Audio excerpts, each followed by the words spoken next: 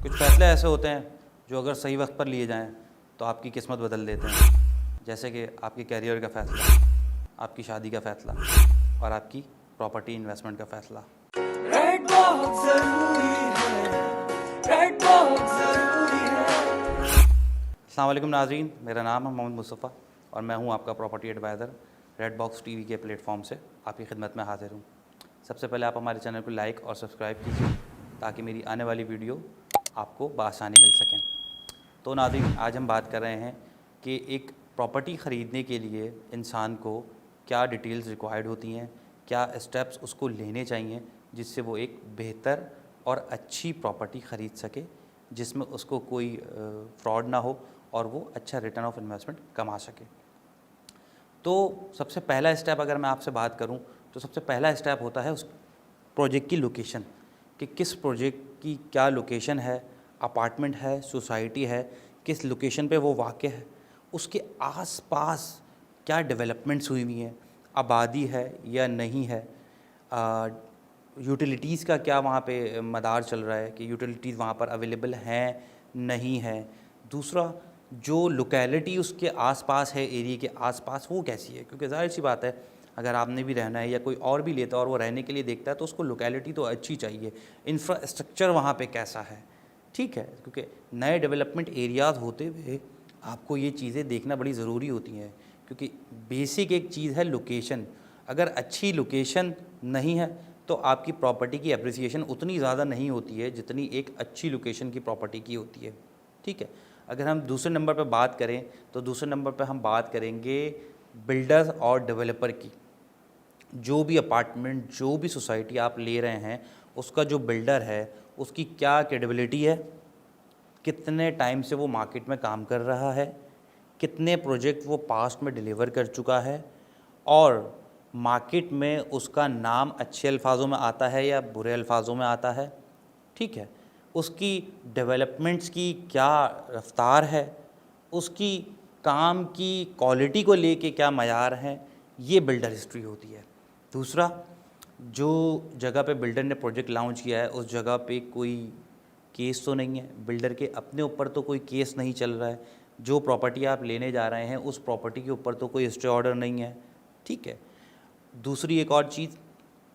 कि जो भी प्रॉपर्टी आप देख रहे हैं बिल्डर के हवाले से ये ज़रूर देखा करें कि बिल्डर ने पुराने प्रोजेक्ट जो डिलीवर किए हैं उनका अभी क्या हाल है, आया बिल्डर ने मेंटेनेंस रखी है या नहीं रखी है, क्योंकि अब जो नए प्रोजेक्ट्स आ रहे हैं उसमें बिल्डर अपने पास ही मेंटेनेंस रखता है। उसमें होता ये है कि मेंटेनेंस थोड़ी महंगी होती है, लेकिन जो भी सोसाइटी या जो भी आपके अपार्टमेंट्स का प्रोजेक्ट होता है वो प्रॉपर मेंटेन रहता है, क्योंकि बिल्डर कभी भी नहीं चाहता कि उसका नाम ख़राब हो और उसकी बिल्डिंग या सोसाइटी में ज़्यादा मसले आके लोग छोड़ के जाएं और उसकी वैल्यू डाउन हो। बिल्डर जितना अच्छा मेंटेन करता है प्रोजेक्ट की उतनी ही वैल्यू बढ़ती रहती है।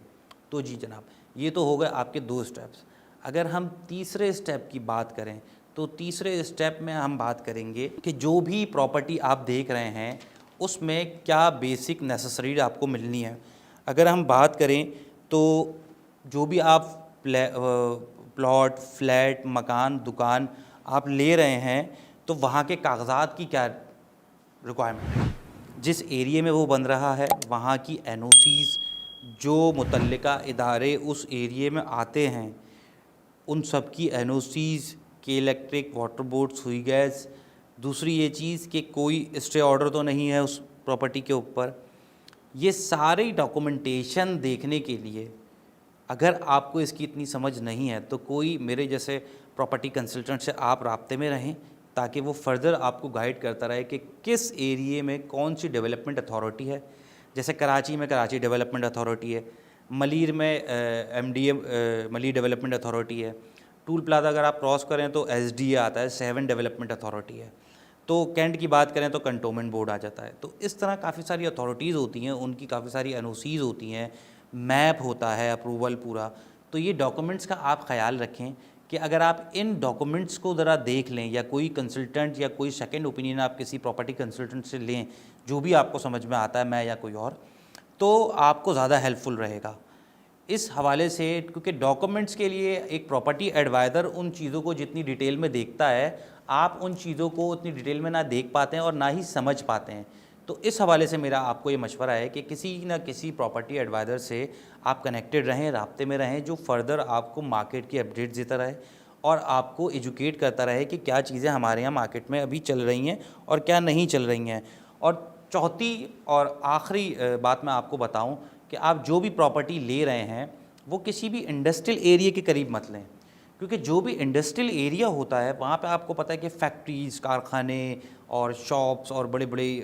आउटलेट होते हैं चीज़ों के, तो रश का जो एक एलिमेंट होता है वो बहुत ज़्यादा होता है वहाँ पे। दूसरा, अगर आप रेजिडेंशियल और इंडस्ट्रियल या कमर्शियल की बात करें तो इंडस्ट्रियल और रेजिडेंशियल में डिफरेंस ये है कि जितनी तेज़ी से रेजिडेंशियल प्लॉट, फ्लैट या घर की कीमत ऊपर अप्रिसिएशन जाती है, इंडस्ट्रियल एरिया में कम जाती है, क्योंकि मोस्टली वहाँ पे रश बहुत होता है, ट्रैफिक बहुत होता है, लोगों का जो है एक हजूम गफ़ील वहाँ रहता है और वो आपके वहाँ रहने में जो सुकून की अवेलेबिलिटी होती है वो भी नहीं रह पाती है, क्योंकि धूल, मिट्टी, शोर से आप ख़ुद भी बड़ा डिस्टर्ब रहते हैं। तो कोशिश ये करें कि जब भी आप कोई प्रॉपर्टी ले रहे हैं, अगर इंडस्ट्रियल एरिया में ले रहे हैं तो वो फिर कमर्शियल इंडस्ट्रियल एरिया के काम के हवाले से हो। अगर रहने के हवाले से देख रहे हैं तो वो रेजिडेंशियल जगह पर हो, ताकि आपको उस पर एप्रिसिएशन बहुत अच्छा मिल सके और आपको नुकसान कम से कम हो। पाँचवें अगर हम पॉइंट की बात करते हैं तो पाँचवा पॉइंट हमारा ये है कि आप जो भी चीज़ ले रहे हैं उसमें डेवलपमेंट का आंसर देखें कि जो डेवलपमेंट्स हो रही है वो किस क्वालिटी की डेवलपमेंट्स हो रही है, जो भी मटेरियल यूज़ हो रहा है वो किस क्वालिटी का मटेरियल है। हमारे यहाँ A, B, C क्वालिटी और D क्वालिटी पे काम होता है। A1 क्वालिटी भी हमारे यहाँ है जिसकी कॉस्ट जो है वो काफ़ी महंगी होती है। आप जितने भी बड़े बड़े ब्रांड्स को देखते हैं जो अपने प्रोजेक्ट्स बना रहे होते हैं, वो उसमें A1 क्वालिटी ही चार्ज करते हैं, लेकिन फिर उनकी प्रॉपर्टी की वैल्यू भी बहुत ज़्यादा होती है, बुकिंग कराते वक्त भी, और कंप्लीट होने के बाद जो अप्रिसिएशन मिलता है वो भी उनको उसी हिसाब से मिलता है। तो कोशिश करें कि A या A1 क्वालिटी में आप अपनी जो कंस्ट्रक्शन है या जो भी बिल्डर है वो कर रहा हो, क्योंकि नॉर्मली मार्केट में B और C कैटेगरी पे काम हो रहा होता है जो कि काफ़ी हल्की क्वालिटीज़ मानी जाती हैं। तो नाज़रीन, आज हमने बात की है प्रॉपर्टी लेते वक्त किन 5 बातों पे आप ख्याल रखें तो आपको एक अच्छी प्रॉपर्टी मिल सकती है और उस पर आप एक अच्छा रिटर्न कमा सकते हैं। तो आगे मेरी वीडियो बने रहने के लिए मेरे साथ रहिएगा, मेरे चैनल को लाइक एंड सब्सक्राइब रखिएगा ताकि आने वाली वीडियो आप तक बआसानी पहुंच सके। मेरा नाम है मोहम्मद मुस्तफ़ा, मुझे इजाज़त दीजिएगा, मैं आपकी खिदमत में दोबारा हाजिर होऊंगा। अल्लाह हाफ़िज़। रेड बहुत जरूरी है, रेड बहुत जरूरी है, रेड बहुत जरूरी है, रेड बॉक्स जरूरी